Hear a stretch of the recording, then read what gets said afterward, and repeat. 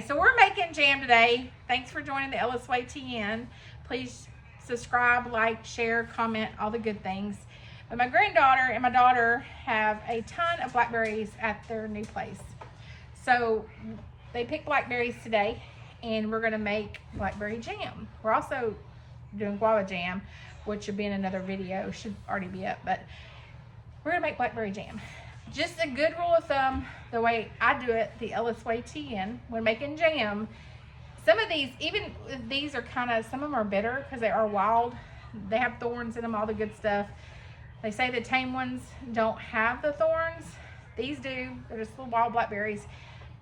She has them all over the place. So we're gonna try to tame them this winter and see if we can find to get through so many thorns to get to them. But we're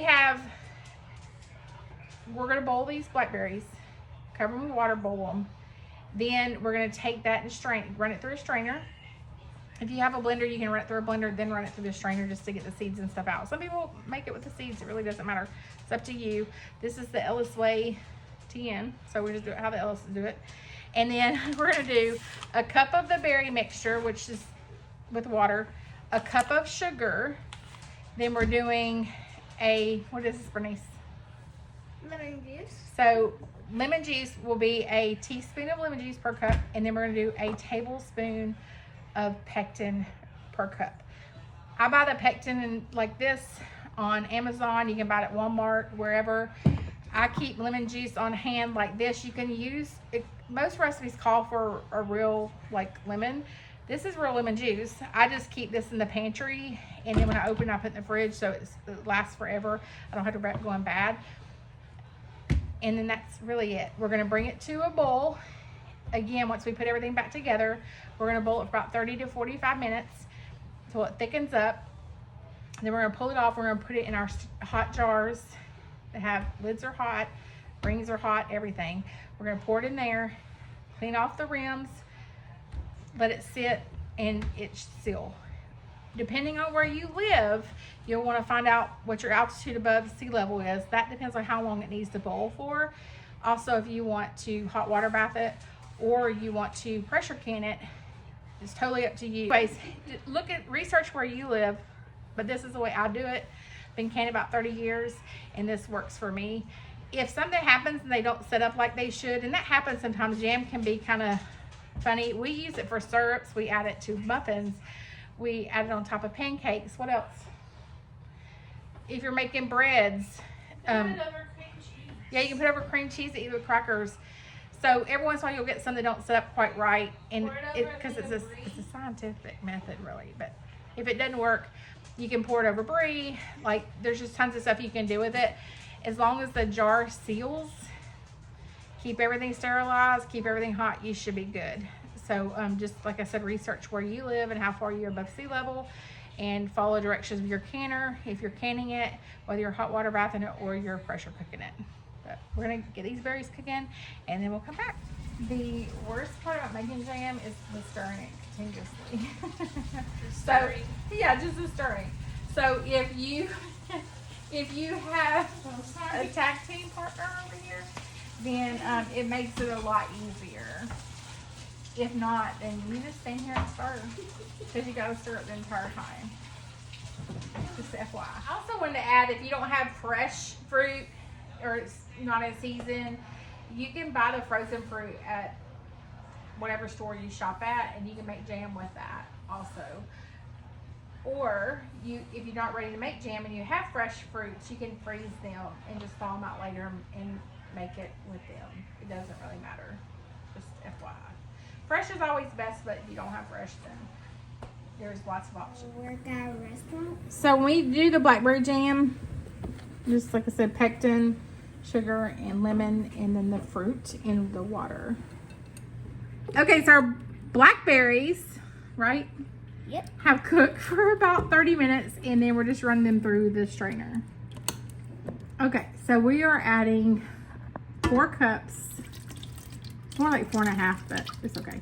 4 cups of our blackberries that we have strained. And like I said, if you like the seeds, I've done it many times with the seeds, but look at that color. And we're gonna add 4 cups of sugar.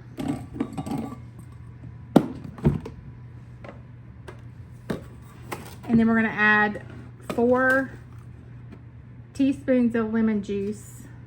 And we're gonna put it on the stove and bring it to a boil. Okay, so we brought this to a rolling boil, and then we turned it down to simmer, stirring constantly. Once it got boiling really good, I added the pectin, 1 tablespoon per cup of fruit mixture, and then we are going to let this simmer.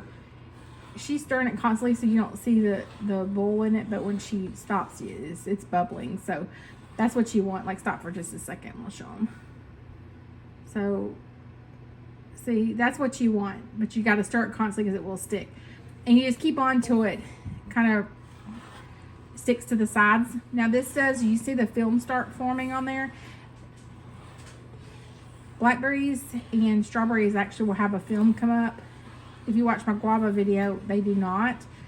So you can take something to skim. I usually take a really, really fine strainer and I skim the top. You don't have to, but you can.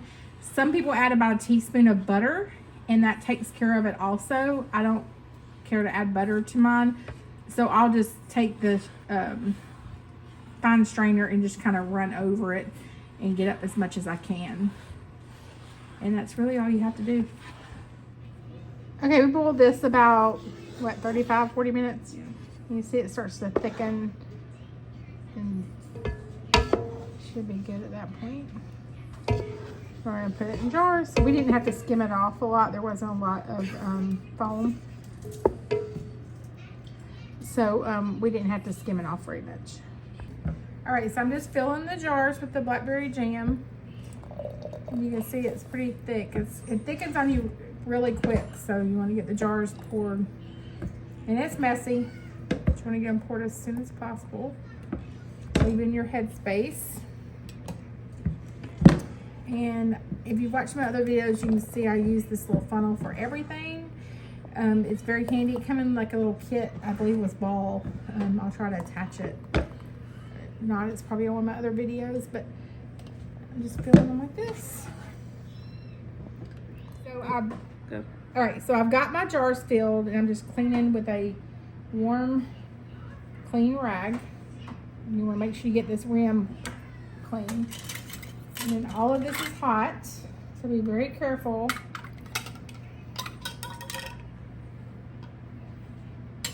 If you watch my other videos, normally with jam, because I cook it for like 40 to 45 minutes, and then I sterilize my jars, and I keep them in the oven while I'm making the jam. Or actually, I start about 20 minutes before the jam's done. I don't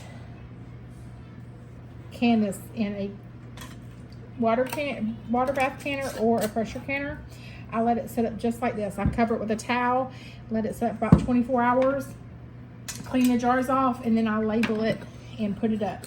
I live in Tennessee, so sometimes that depends on your altitude of if you need to can it or hot water bath it, pressure cook it or hot water bath it.